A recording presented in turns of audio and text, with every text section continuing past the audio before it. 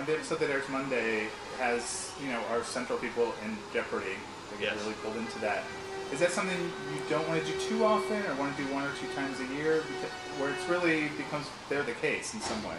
Right. For us, it's a challenge to do it too often, especially in the case of Castle. I mean, we know that we're walking a fine line with having a father who has a daughter, putting himself in situations where he might be in harm's way. So we try to shy away from that. Now, that being said, if you're choosing to do what Castle does, and you're knocking on that door, every now and then it's going to open, and you're going to have to deal with what's on the other side. It's like, if me as a showrunner wants to do a ride-along with the LAPD, and I pick the wrong night, I may end up in a situation that puts me in danger or I'm not comfortable with. But I think that that's part of the thrill that Castle looks for. And that's something that we play with in the episode that's on Monday night. But we try to be cautious. We try to be, aware of who he actually is as a character, what his skill sets are, and that he's got a family to take care of. He's not really a cop. He's choosing to do this for research, whereas when we're dealing with our straightforward cops, clearly they've made a choice in their life to put themselves in harm's way. So we know that we have to walk that line during the season. The 3XK storyline isn't completely wrapped up at the end of Monday's episode. Is there a chance either that or Beckett's mother's murder might be revisited at some point later in the season? Yeah, the 3XK is not completely wrapped up at the end of the story.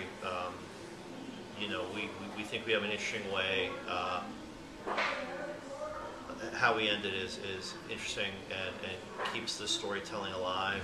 It's something that we feel like we want to revisit this year or potentially next year. We are planning an episode that deals with Beckett's mother's murder, probably in the January area. It's the 13th one that we're going to be shooting this year, and we'll figure out where it's going to air. I think it's the end of January, beginning of February, but we are planning on that. And it's something that we may touch upon once more by the end of the year.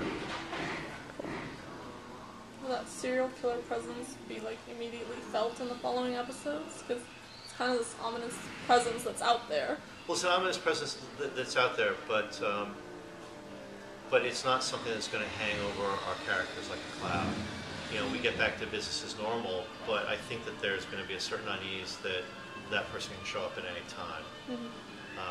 But I don't want to say too much about it because I don't want to spoil people's viewing pleasure.